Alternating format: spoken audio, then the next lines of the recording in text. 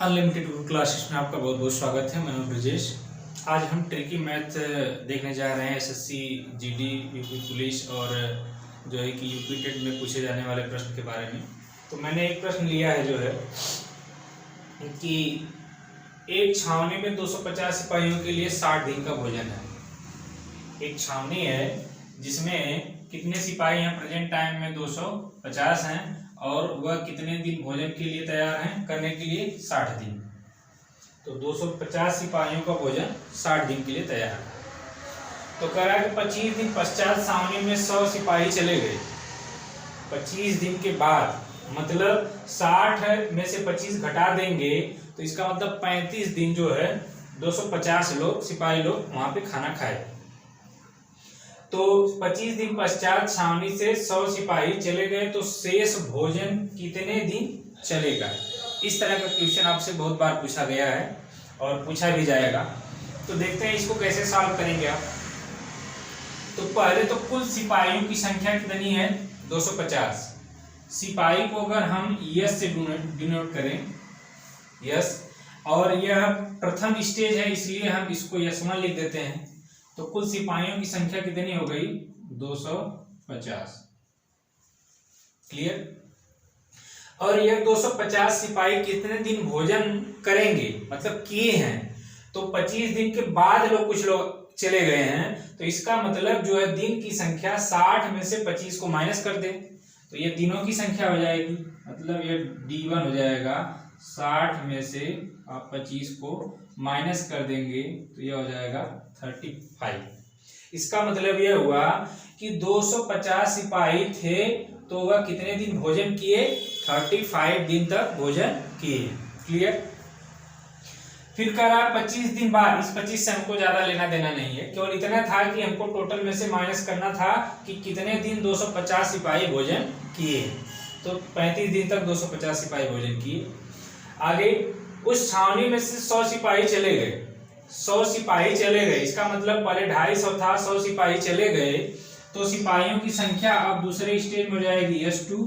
S2 का मतलब हो जाएगा 250 में से 100 को घटा देंगे, 250 माइनस 100 तो कितना हो जाएगा ये आपका? 150। क्लियर? S2 की संख्या आ गई 150। आपको फाइंड क्या करना है कि यह जो 150 सिपाहियों का भोजन कितने दिन तक चलेगा।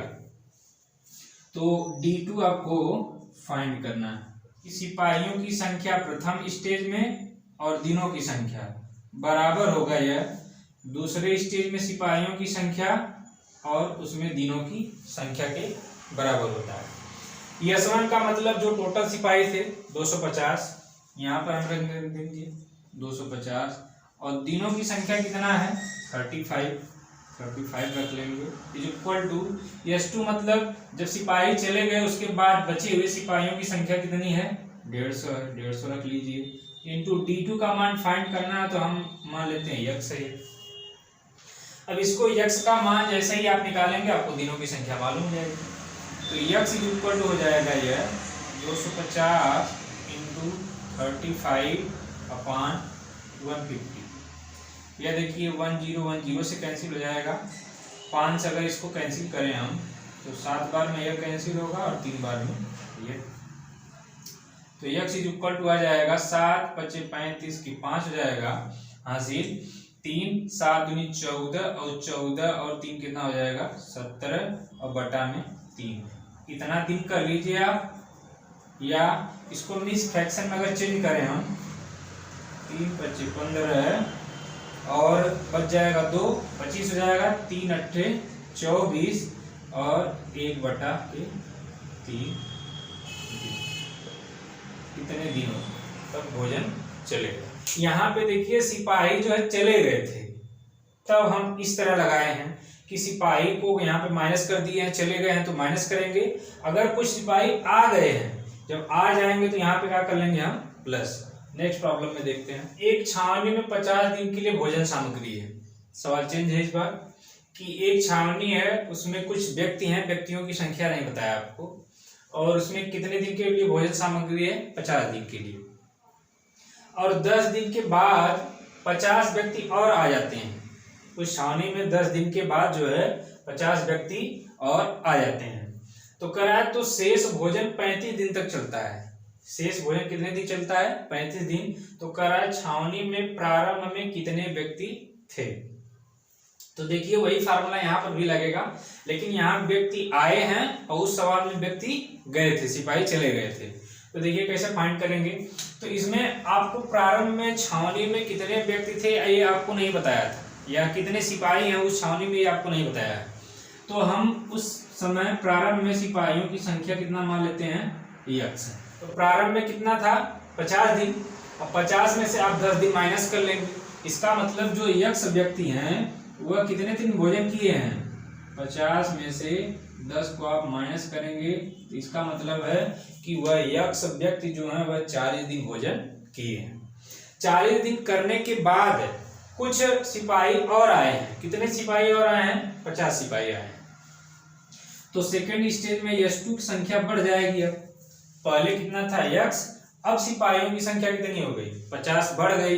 तो इसका मतलब कि अब टोटल सिपाहियों की संख्या हो गई यक्स प्लस 50। क्लियर है ये? और D2 दिनों की संख्या, अब यह सिपाही कितने दिन भोजन अब चलाएंगे? 35। यह समान D1 इज इक्वल टू यश2 और D2 मान रखेंगे अगर सबका, तो यहाँ पर हो जाएगा यक्स इंटू D1। D1 की वैल्यू कितना है? 40 इज इक्वल टू यश2 की value x plus 50 into D2 की वैल्यू हो जाएगी 35। इसको अगर हम सॉल्व करें तो 5 से ये दोनों कैंसिल हो सकता है। अगर कैंसिल करेंगे तो 5 8 जा 40 हो जाएगा और 5 7 जा 35 हो जाएगा। अब इसका मल्टीप्लाई कर लेते हैं हम। यहाँ पे हो जाएगा 8x इज इक्वल टू, यहाँ पे मल्टीप्लाई करेंगे तो 7x और प्लस 7 से मल्टीप्लाई करेंगे तो 30। इस 7x को इधर x की तरफ भेज देते हैं तो ये हो जाएगा 8x minus 7x is equal to 3500 35 हो जाएगा। माइनस करेंगे ये हो जाएगा x इज इक्वल टू